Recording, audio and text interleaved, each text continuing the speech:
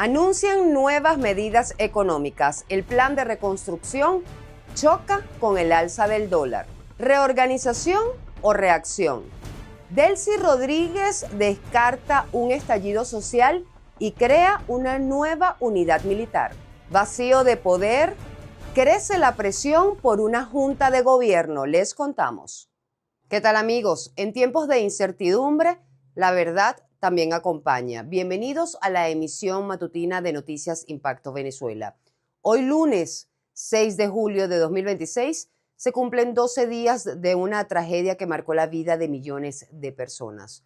Nosotros seguimos aquí acompañándolos, llevándoles información verificada y análisis. Soy Mildred Manrique, comenzamos. El gobierno de Delcy Rodríguez responde a la emergencia con subsidios, pagos mensuales y un plan de reconstrucción. Sin embargo, el alza del dólar y el malestar de comunidades que exigen soluciones inmediatas plantean dudas que van mucho más allá de los anuncios. ¿Alcanzarán los recursos para reconstruir un país donde cada día todo cuesta más? Juan Gutiérrez Gamba nos amplía. Cuando miles de familias intentan recuperarse de los terremotos, aparece otro fenómeno, el rápido aumento del dólar que comienza a sentirse en los bolsillos de los venezolanos. El Banco Central de Venezuela aceleró una devaluación diaria de 1,6%, empujando el dólar oficial a superar los 667 bolívares. Al mismo tiempo, el gobierno interino de Delcy Rodríguez anunció ayudas económicas durante 6 meses para las familias afectadas por medio de la creación del fondo Venezuela Renace. Además, informó otras medidas para impulsar la reconstrucción. Ya hemos establecido contacto tanto con la banca pública y privada para activar la cartera hipotecaria con un hasta 80% de subsidio. De igual manera, todas las tasas, impuestos que tienen que ver con registros de alquileres, de compra de inmuebles, van a estar exonerados. He decretado igualmente la prohibición de exportar materiales que tienen que ver con la construcción. Pero analistas advierten que insumos como alimentos, medicinas, materiales de construcción y mercancías, al depender en mayor o menor medida del comportamiento del dólar, puede tener efectos inmediatos sobre la vida cotidiana. En la dinámica de precios esto es complicado.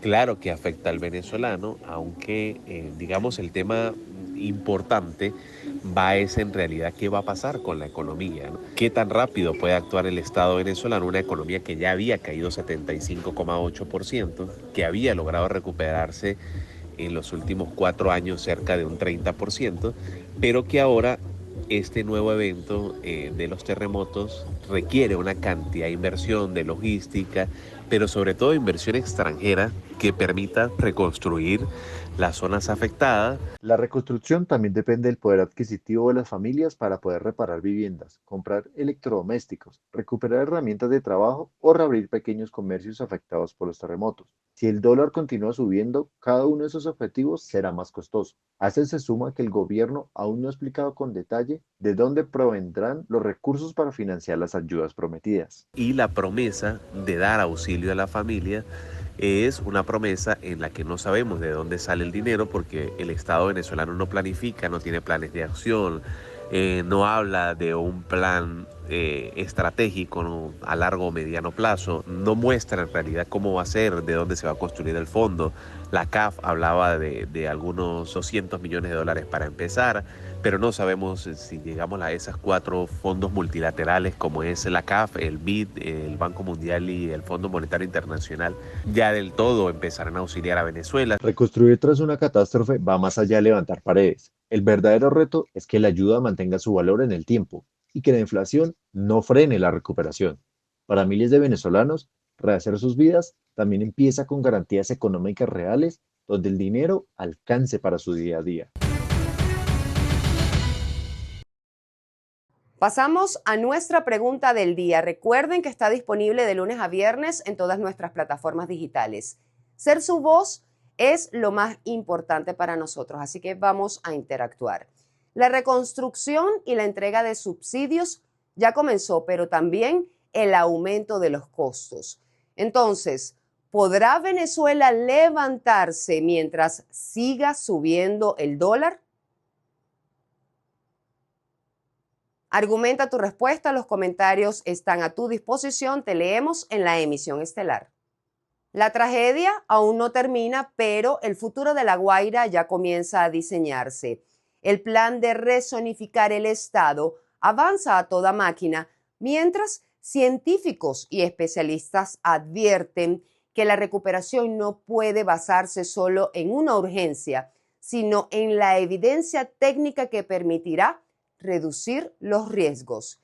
Quique Frías con los detalles. Cuando en La Guaira todavía hay esperanzas de hallar vida bajo los escombros, el gobernador de esa entidad, José Alejandro Terán, ya habla de redibujar el territorio, nuevas construcciones y lo que él calificó como rezonificación, que es definir dónde se pueden levantar nuevas obras y qué sectores quedarán fuera del mapa. Paralelamente iniciamos una segunda fase, que es la fase ya de los estudios correspondientes con la Comisión Presidencial para la Infraestructura, que dirige el compañero Garcés, para que con el apoyo de la ministra de Vivienda y el vicepresidente de Obras Públicas, nosotros pudiésemos evaluar qué estructuras sufrieron o no daños estructurales. A venir a la fase de reconstrucción. Nosotros aspiramos a tener al menos 200 trabajadores en cada turno, trabajar día y noche. Por su parte, el presidente del Parlamento, Jorge Rodríguez, también ha hecho estudios de terreno para reubicar familias en La Guaira. Pero antes de construir y cuando la tragedia sigue enlutando a todo un país, ¿qué criterios son necesarios a tomar en cuenta y qué riesgos son necesarios a prevenir para evitar otra tragedia de estas dimensiones? Lo importante no es actuar durante el terremoto, sino antes, que no se convierta en tragedia. O sea, no podemos evitar los terremotos, ni las erupciones volcánicas, ni los maremotos, pero sí podemos. La ciencia y la tecnología maneja suficientes recursos como para mejorar las condiciones, las casas, las viviendas, las líneas vitales, suministro de agua, electricidad, para minimizar los daños que esas amenazas. Hay toda una ciencia para prepararse, que es la gestión de riesgos. Los estudios indican que La Guaira no puede reorganizarse solo con terrenos disponibles y decisiones de emergencia. La ingeniería sismorresistente, los estudios de suelo y la microzonificación permiten identificar dónde es el peligro mayor. Existen hoy esos análisis actualizados y se están usando realmente para decidir dónde y cómo reconstruir. Se sabe cómo hacer la ingeniería sismorresistente, la sismotectónica para el estudio de los suelos. El sector de conocimiento ha hecho su trabajo, yo creo que muy bien. O sea, ha estudiado detalladamente, existen proposiciones muy detalladas en sitios como los Palos Grandes, recurrentes, los daños ahí. Hasta en Mérida existen mapas de microzonificación sísmica que dice cuáles son las zonas más peligrosas de la ciudad en caso de terremoto. Eso habría que hacerlo para Mérida, Barquisimeto, Valencia, Maracaibo, Cumaná, Caracas, por supuesto. No solo el profesor Raúl Esteves, sino también muchos expertos y rescatistas que han estado en labores de rescate en Venezuela coinciden en que reconstruir no es solo ocupar cualquier terreno para resolver rápido. Primero hay que estudiar, evaluar y prevenir. La Guaira no necesita otra solución provisional convertida después en zona de riesgo. Reportó para ustedes Quique Frías.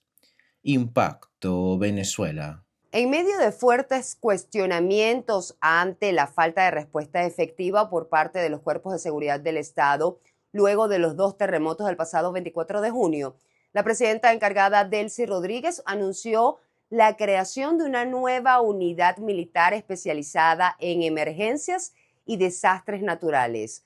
También descartó una revuelta popular. Escuchemos.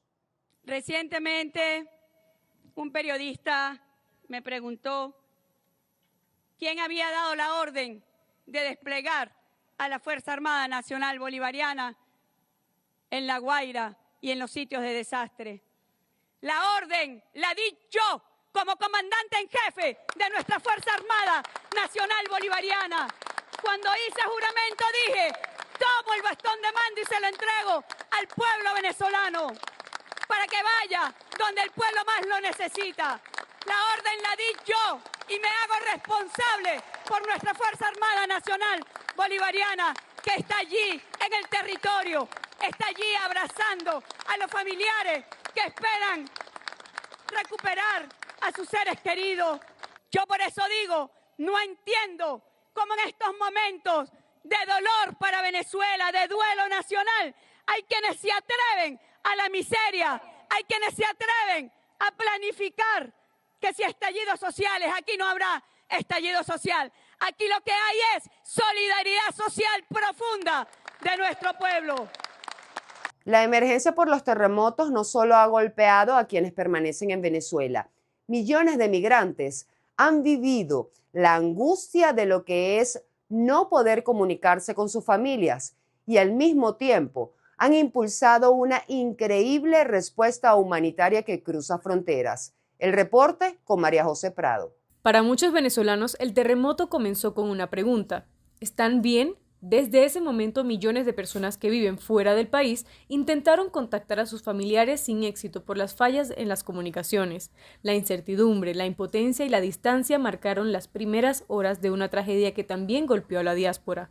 Sin poder estar presentes, miles decidieron hacer lo único que tenían a su alcance: ayudar. La diáspora venezolana demostró una vez más su capacidad de respuesta inmediata ante esta emergencia.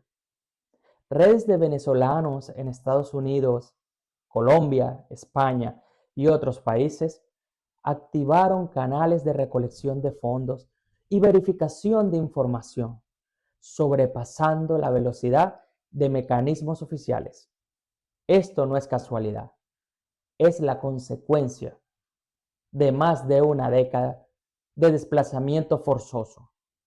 La comunidad migrante creó una infraestructura de solidaridad que funciona precisamente en virtud de que no se cuenta en Venezuela con la respuesta del Estado.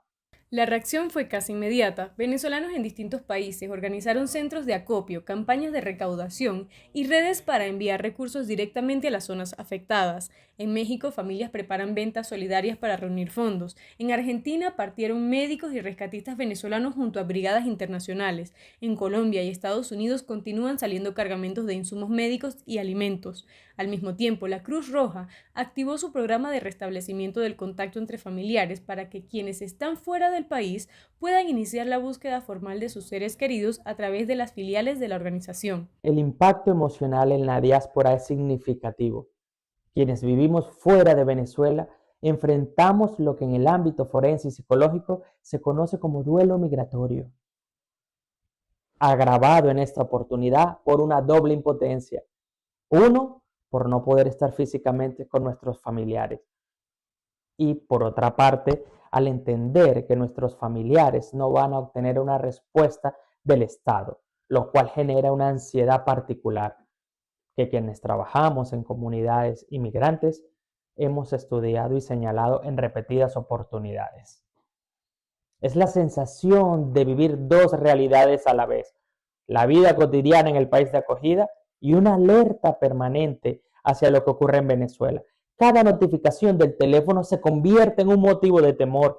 Es un costo psicológico real que se suma a la carga que ya representa la migración forzada. La distancia impide abrazar a la familia o participar directamente en las labores de rescate, pero no ha frenado la solidaridad. En esta emergencia, la diáspora ha vuelto a demostrar que sigue conectada con Venezuela y que frente a una tragedia de esta magnitud, el país también se sostiene con las manos de quienes tuvieron que marcharse. Cambiando de tema, han pasado 6 meses desde la detención de Nicolás Maduro y la presidencia de la República sigue sin una clara definición institucional.